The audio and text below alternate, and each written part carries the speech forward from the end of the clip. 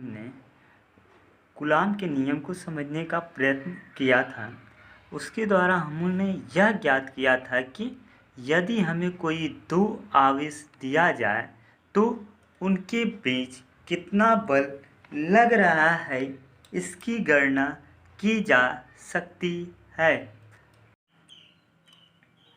वैद्युत क्षेत्र, हम समझते हैं वैद्युत क्षेत्र की परिभाषा क्या होती है।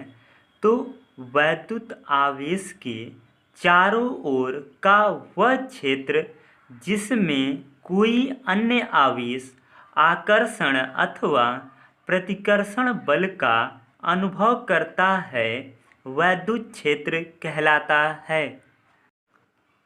इस परिभाषा को हम उदाहरण के द्वारा समझते हैं। माना एक आवेश A जो कि धन आवेश से आवेशित है, इसे एक धागे से बांधकर लटकाया जाता है, जबकि एक अन्य आवेश B जो ऋणावेशित है, इसको एक स्टैंड पर रखकर आवेश A के पास लाया जाता है।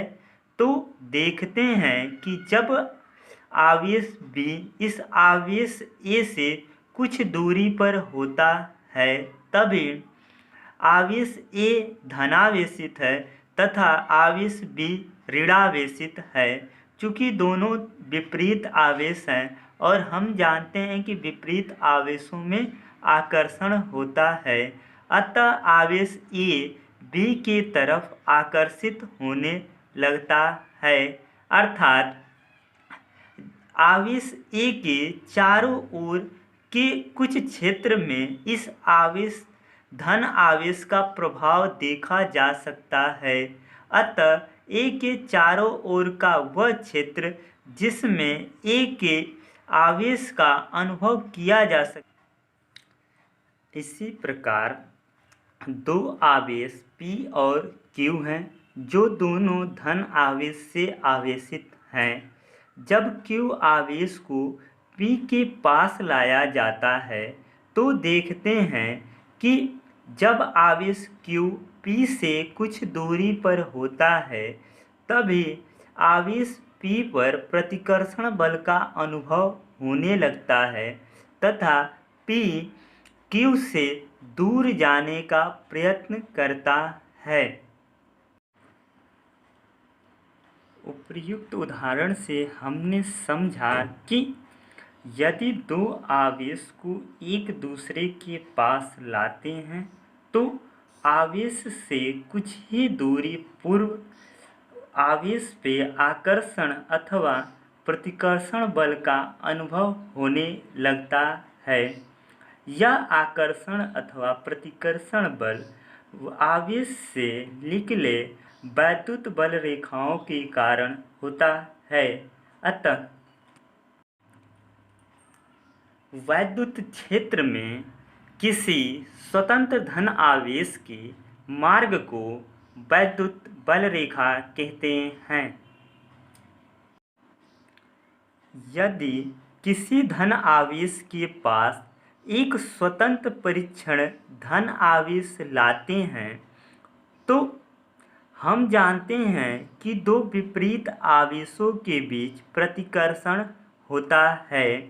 अतः यह धन आवेश इस परीक्षण धन आवेश को प्रतिकर्षित इस धन आवेश को त्रिज्यता अनंत तक प्रतिकर्षित कर देता है। अर्थात ये वैद्युत बल रेखाएं धन आवेश से निकलकर, जबकि यदि परीक्षण धन आवेश को अनंत पे रखा जाए तथा एक ऋण आवेश और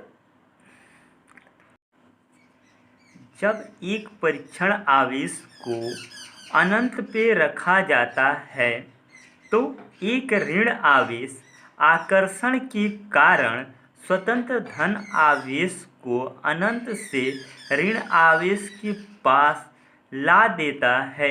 अतः वैद्युत बल रेखाएं ऋण आवेश में अनंत से त्रिज्यता प्रवेश करती हुई प्रतीत होती हैं।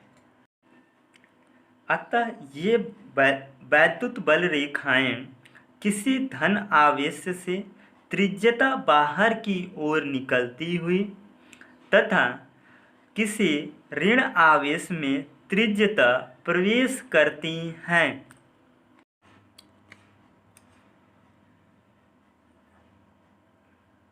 धन आवेश वाले गोले से उत्पन्न वैद्युत क्षेत्र में अन्य धन आवेश को छोड़ दे तो वह प्रतिकर्षण के कारण अनंत तक सीधी रेखा में चला जाएगा।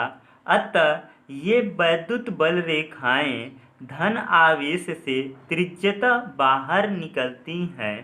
इसके विपरीत किसी ऋण आवेश के वैद्युत क्षेत्र में कोई स्वतंत्र धन आवेश आकर्षण के कारण अनंत से चलकर ऋण आवेश तक आ जाएगा। अतः ये वैद्युत बल रेखाएं ऋण आवेश में त्रिज्यता प्रवेश करती हुई प्रतीत होती हैं।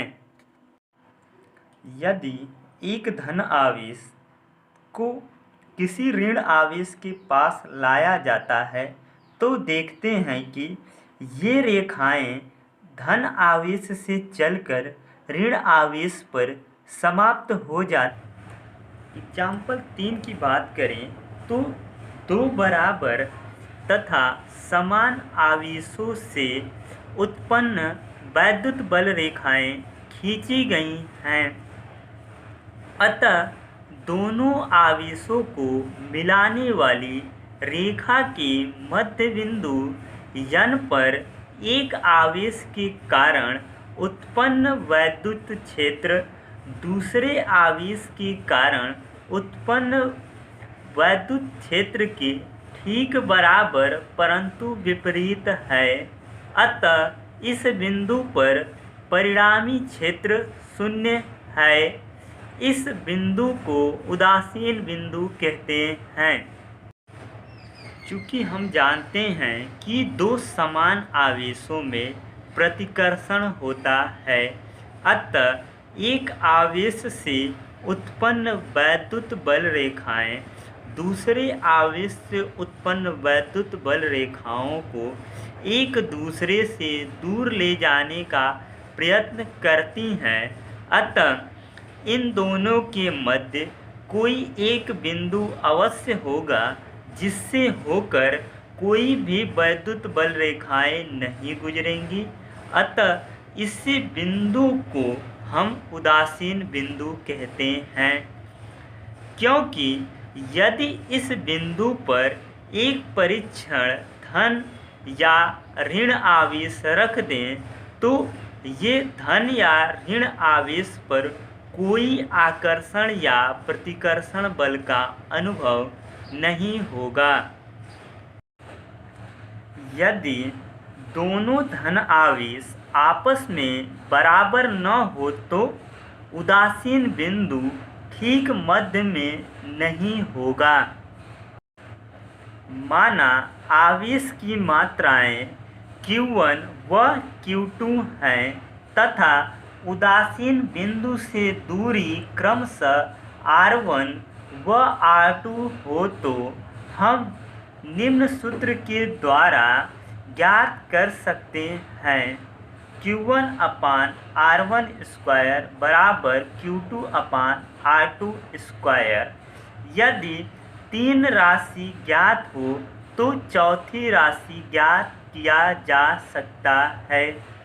उदाहरण के तौर पर यदि Q1 R1 Q2 का मान दिया हो तो निम्न सूत्र के द्वारा हम R2 का मान ज्ञात कर सकते हैं।